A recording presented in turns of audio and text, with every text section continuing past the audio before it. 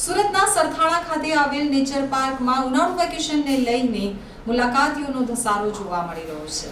સુરત સહિત દક્ષિણ ગુજરાતના ટાબરિયા શહેરીજનો માટે વન્યજીવન સૃષ્ટિને નજીકથી જાણવાનું મહત્વનું સ્થળ એવા સરથાણા નેચર પાર્કમાં વાર તહેવાર વેકેશનના દિવસોમાં ધસારો જોવા મળે છે। નેચર પાર્કમાં ખાસ કરીને દિવાળી અને ઉનાળુ વેકેશનમાં પર્યટકોની ભારે ભીડ સાથે જ પાલિકાને લાખો રૂપિયાની કમાણી પણ થાય છે। હાલમાં ઉનાળુ વેકેશન ચાલી રહ્યું હોવાથી ગત વર્ષની સરખામણીએ મુલાકાતીઓની સંખ્યામાં ધરખમ વધારો થયો છે। મે મહિનાના પ્રથમ 12 દિવસમાં જ નેચર પાર્કમાં 53,664 મુલાકાતીઓ નોંધાયા છે। તે સાથે જ પાલિકાને 13.76 લાખની આવક પણ થઈ છે। તો સુરત મહાનગરપાલિકા સંચાલિત સરથાણા નેચર પાર્કમાં મુલાકાતીઓને આકર્ષવા માટે સંખ્યાબંધ પ્રાણી, પશુ, પક્ષીઓ લાવવામાં આવ્યા છે। હાલમાં જ નેચર પાર્કના કેટલાક ભાગનું રેનોવેશન પણ શરૂ કરાયું છે। તો પાલિકાના પર્યટકોને આકર્ષવાના આ પ્રયાસો સફળ થયા હોય તેમ હાલમાં ઉનાળુ વેકેશન દરમિયાન ટાબરિયાઓને વાઘ, સિંહ, દીપડો જોવાની મોજ પડી ગઈ છે। મે મહિનાના પ્રથમ 12 દિવસમાં જ નેચર પાર્કમાં 53,664 મુલાકાતી નોંધાયા છે।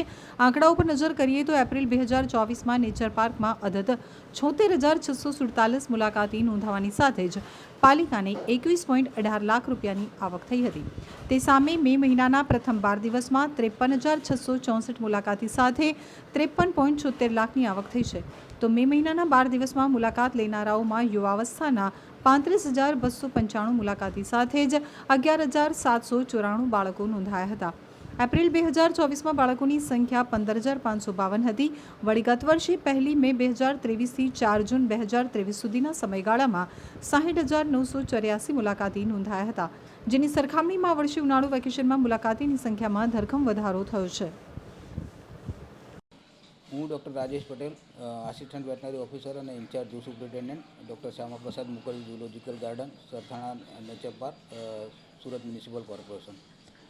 દર વર્ષે નેચર પાર્ક સરથાણા ખાતે જે મુલાકાતીઓ આવતા હોય છે તેમાં વેકેશનના સમય દરમિયાન મુલાકાતીઓની સંખ્યા વધતી હોય છે। આ વર્ષે પણ આપણે જે 1 મેથી આજ દિન સુધીમાં ટોટલ 1.5 લાખ જેટલા વિઝિટર્સે મુલાકાત લીધેલી છે અને 14 લાખ રૂપિયાની આવક થયેલી છે।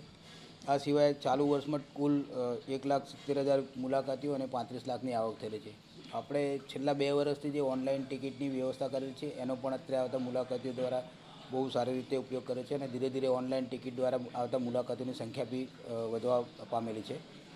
રિસેન્ટમાં ઝૂમાં મુલાકાતીઓ માટે એટ્રેક્શન વધારવા માટે અન્ય ઝૂમાંથી બીજા પ્રાણીઓ મેળવવા માટેની બી પ્રક્રિયા હાથ ધરવામાં આવેલી છે અને થોડા સમયમાં બીજા ઝૂમાંથી બી નવા પ્રાણીઓ મેળવવામાં આવશે, જેથી આવતા મુલાકાતીઓમાં એનું આકર્ષણ વધે અને મુલાકાતીઓની સંખ્યા પણ વધી છે।